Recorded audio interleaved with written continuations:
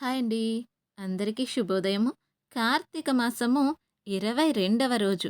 ఈరోజు నిషిద్ధమైనటువంటి పదార్థములు.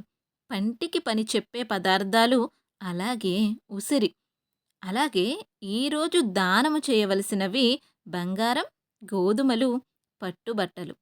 ఈరోజు పూజించవలసిన దైవము సూర్యుడు. ఈరోజు జపించవలసిన మంత్రము ఓం సూం సౌరయే స్వాహ, ఓం భాం భాస్కరాయ స్వాహ. ఈరోజు సూర్యుడిని పూజించటం కారణంగా ఆయురారోగ్యం, తేజోబుద్ధులు కలుగుతాయట. ఇక కార్తీక పురాణము 22వ అధ్యాయము. పురంజయుడు కార్తీక పౌర్ణమి వ్రతము చేయుట. మరల అత్రి మహాముని అగస్యునకు ఇట్లు చెప్పసాగెను. పురంజయుడు వశిష్ఠుల వారు చెప్పిన ప్రకారము కార్తీక పౌర్ణమి రోజున శుచి అయి దేవాలయమునకు వెళ్ళి శ్రీమన్నారాయణ్ణి షోడశోపచారములతో పూజించి శ్రీహరిని గానము చేసి సాష్టాంగ నమస్కారము చేసి సూర్యోదయము కాగానే నదికి పోయి స్నానమాచరించి తన గృహమునకు వెళ్ళెను. అట్టి సమయములో విష్ణుభక్తుడగు ఒక వృద్ధ బ్రాహ్మణుడు మెడ నిండా తులసిమాలలు ధరించి పురంజయుణ్ణి సమీపించి, రాజా, విచారింపకము, నీవు వెంటనే చెల్లాచెదురై ఉన్న నీ సైన్యమును కూడా తీసుకుని యుద్ధ సన్నద్ధుడవై నీ శత్రురాజులతో పోరుకు వెళ్ళుము, నీ రాజ్యము నీకు దక్కును అని దీవించి అదృశ్యమయ్యెను. ఇతడెవరో మహానుభావుని వలె ఉన్నారు అని ఆ వృద్ధుని మాటలు నమ్మి యుద్ధ సన్నద్ధుడై శత్రురాజులతో ఘోరముగా పోరాడెను.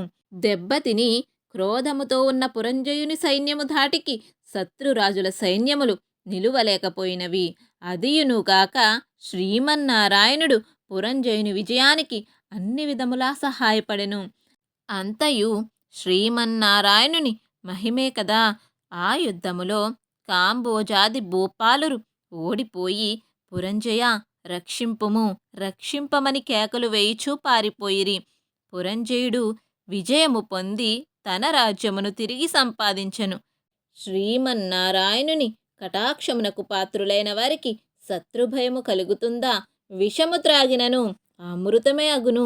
ప్రహ్లాదునకు తండ్రి విషాన్ని ఇవ్వగా శ్రీహరి అని ప్రార్థించి త్రాగగా అమృతమైనది గదా. శ్రీహరి కటాక్షము వలన సూర్యచంద్రులు ఉన్నంత వరకును ధ్రువుడు చిరంజీవియే కదా.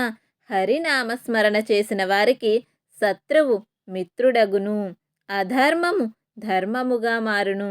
దైవానుగ్రహము లేని వారికి ధర్మమే అధర్మమగును, త్రాడు పామై కరుచును. కార్తీక మాసమంతయు నదీ స్నానమనరించి దేవాలయములో జ్యోతిని వెలిగించి దీపారాధన చేసినచో సర్వ విపత్తులు పటాపంచలగును, అన్ని సౌఖ్యములు సమకూరును. విష్ణుభక్తి కలిగి శ్రద్ధతో ఆ వ్రతమాచరించు వారికి ఏ జాతి వారికైనా పుణ్యము సమానమే. వేదాధ్యయనమొనరించి దైవభక్తి కలవాడై కార్తీక వ్రతానుష్ఠాన తత్పరుడైన వైష్ణవోత్తముని హృదయ పద్మమున భగవంతుడుండును. సంసార సాగరమును ఉద్ధరించుటకు దైవభక్తియే సాధనము. జాతి భేదముతో నిమిత్తము లేదు. విష్ణుభక్తి ప్రభావము వర్ణనాతీతము. వ్యాసుడు, అంబరీషుడు, సౌనకాది మహర్షులు, మరెందరో రాజాదిరాజులు కూడా విష్ణుభక్తిచే ముక్తి నొందిరి. శ్రీహరి భక్తవత్సలుడు, సదా పుణ్యాత్ములను కంటికి రెప్పవలే కాపాడుచుండును.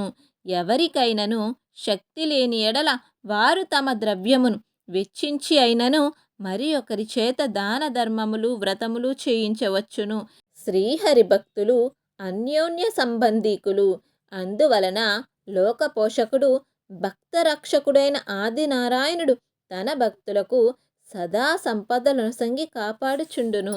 శ్రీమన్నారాయణుడు సర్వాంతర్యామి, 1000 సూర్యభగవానుల తేజస్సు గలవాడు, నిరాకారుడు, నిర్వికల్పుడు, నిత్యానందుడు, నీరజాక్షుడు, 14 లోకములను తన కుక్షియందిండుకొని కాపాడుచున్న ఆదినారాయణుడు.